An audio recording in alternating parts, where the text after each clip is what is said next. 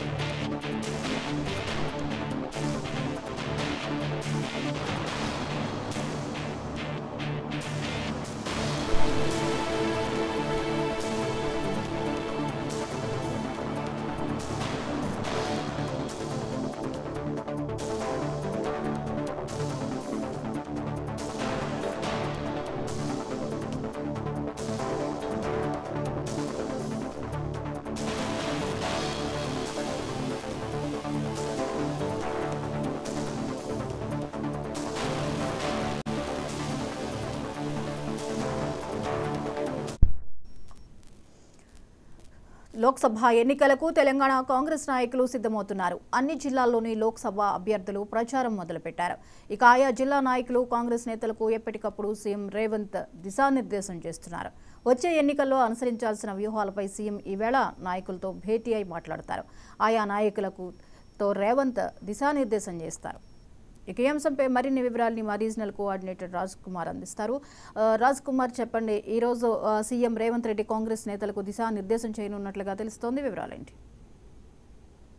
జ్యోతి, ఏదైతే తెలంగాణ పార్లమెంట్ ఏదైతే 17 స్థానాలకు గాను 17 పనుల క్లీన్ స్విప్ చేయాలని కూడా కాంగ్రెస్ వ్యూహాలు రచిస్తా ఉంది. నిన్న జరిగినటువంటి కొడంగల్లో కూడా ముఖ్య కార్యకర్తల సమావేశం నిర్వహించారు ముఖ్యమంత్రి రేవంత్ రెడ్డి. అదేవిధంగా నేడు హైదరాబాద్ కు సంబంధించినటువంటి కాంగ్రెస్ నేతలతో కూడా మొత్తం కూడా ఈ యొక్క పార్లమెంట్ ఎన్నికల నేపథ్యంలో గెలుపు వ్యూహాలపై కూడా కార్యకర్తలకు దిశానిర్దేశం చేయనున్నారు. ఇలాంటి పరిస్థితులలో అంటే పార్లమెంట్ ఎన్నికల్లో అనుసరించాల్సిన విధానాలు, వ్యూహాలు, అంటే ప్రత్యర్థులు చేసే ఆరోపణలు కావచ్చు, ఇవన్నీ అంటే వీటన్నిటిపై కూడా గెలుపు దిశగా కూడా అభ్యర్థులను ఎంత మెజార్టీతో గెలిపించాలని కూడా ఈ రోజు నాయకులకు మాత్రం ముఖ్యమంత్రి రేవంత్ రెడ్డి అధ్యక్షతన కూడా ముఖ్య నాయకుల యొక్క సమావేశం నిర్వహిస్తున్నారు. ఇలాంటి పరిస్థితులు అంటే తెలంగాణలో ఇప్పటికే అధికారం చేపట్టినటువంటి కాంగ్రెస్ ఈ యొక్క పార్లమెంట్ ఎన్నికల్లో కూడా ఎక్కువ స్థానాలు గెలిచి ఢిల్లీకి పంపించాలి, అంటే ఢిల్లీలో కేంద్ర కాంగ్రెస్ తీసుకొచ్చే విధంగా కూడా వ్యూహాలు రచిస్తున్నట్టు తెలుస్తా ఉంది. మొత్తానికి మాత్రం తెలంగాణలో ఈ యొక్క పార్లమెంట్ అభ్యర్థుల సంఖ్యను అంటే క్లీన్ స్విప్ చేసే విధంగా కూడా కాంగ్రెస్ వ్యూహాలు రచిస్తుందని చెప్పుకోవచ్చు. Right, thank you Raj Kumar.